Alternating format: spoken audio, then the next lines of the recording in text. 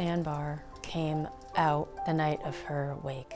We finished the wake that Sunday night, and I got a text message with a picture from our neighbor in Westbrook. And I showed it to Joe immediately, and we were just in awe, couldn't believe it. The fact that it came out for the first time the night of her wake, it was a comfort to us because we knew that was her sign to tell us she's here, she's okay. She was always like a little princess. She loved getting dressed up in fancy glittery clothes, long blonde, curly locks, always like the life of the room, big bright personality, and that went through until she left us.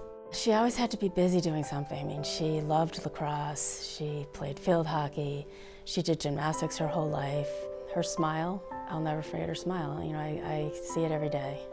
Every holiday, like Christmases, we would always have like sleepovers in each other's room, and we would wake up super early and like see what Santa brought and like all the presents. Probably one of the most toughest things for me that I miss the most is those hugs. I always got a hug from her. From a very early age, when really she was born, we always spent our summers on the water. We fish, we went tubing all the time. Education plays a huge part, and we were unfortunately a victim of something that is just oversight.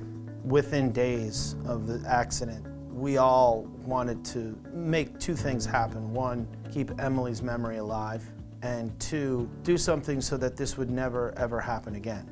I think the hardest part for all of us who were involved, who had kids that were really good friends with Emily, is that our kids get to keep growing. And, you know, she doesn't. And she's kind of frozen in time. And so, you know, we have that one kind of vision of her, that picture of her. And I think that we all want to make sure that this didn't happen for no reason. And so that's why we all work hard. We came about the bracelet. It was really something that we all wanted to have memory of Emily. Once Emily had passed away, I kind of clicked with me and I said this would be an amazing thing to remember Emily's spirit and just keep her with us at all times. Emily's bill kind of came to a point where, how is it the state of Connecticut, when you get into a boat, you could drive that boat after taking a course on a Saturday. A 12-year-old could go out after getting that certificate and take a 45-foot boat with 2,000 horsepower, twin engines, and go tow 14 water skiers, as long as there's one other person in the boat to observe. It happened very quickly. This happened in August of 2014, and we were testifying February of 2015. Today, Connecticut's governor signed Emily's Law. The law basically is that you must be 16 years old, you must have your boating safety certificate, and you have to go online and take a towing endorsement. When we heard it was passed, and we were in tears because we knew, like, oh my God, we were able to do something to make the waters safer, and it's going to always have her name on it. We got that law changed less than a year after Emily died, which is unheard of. And then our big mission became education. On the water, most people don't know what the basic rights of way are. The potential danger is massive. We started at the granddaddy of all shows, the Javits Center, at the boat show in New York. And here we were just handing out safety packets, and I mean, just anybody that walked by. We have the sticker that says, "Turn it off for Emily." That sticker is to turn the engine off when you pick up a water skier or a tower or a tuber. We produced the video and worked directly with the WSIA, the Water Sports Industry Association, and it's now being used nationwide. We made good connections and relationships, and were able to design our own personal and private vests. We then started our walks. We did 2 walks at Todd's Point, and we gave away thousands of life vests. We came up with a skier down flag, which they do out west. That is something now is everywhere. There's been an amazing act that we were able to get through nationwide with a boating safety booklet that's handed out by the tens of thousands. If you were to go up into the top of the Chimes and look out over the water, it's exactly indirectly to where Emily lost her life. That was the last place where she was laughing and having fun. So it seems perfect that there'll be able to be beautiful music playing out, and that's something that she loved.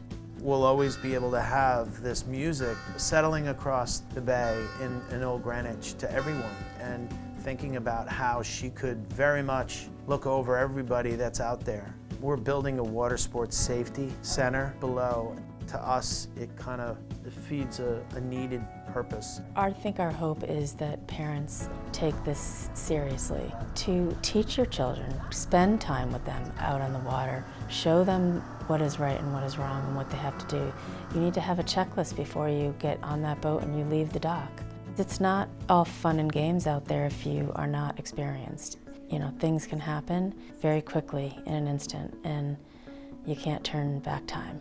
It'll be a home for our organization, and actually will always carry the name of Emily's Chimes. We're not finished. We know that it is a big part of why we keep going, because we understand that we feel we're saving lives, or we're at least making a difference. They have been amazing. I mean, they are just unbelievable. I don't know how they do it. We say that all the time. She's always looking down on us, and I'm sure she's in all the board meetings that we have and whatnot. She's with us. Our life will never be what we thought it would be. You know, we miss her every day, and I just wish she was here. It's hard. I just don't want her to be forgotten. That's my biggest thing, and I want our foundation to have some impact, a big impact on the waters and safety, and we hope we're doing the best we can.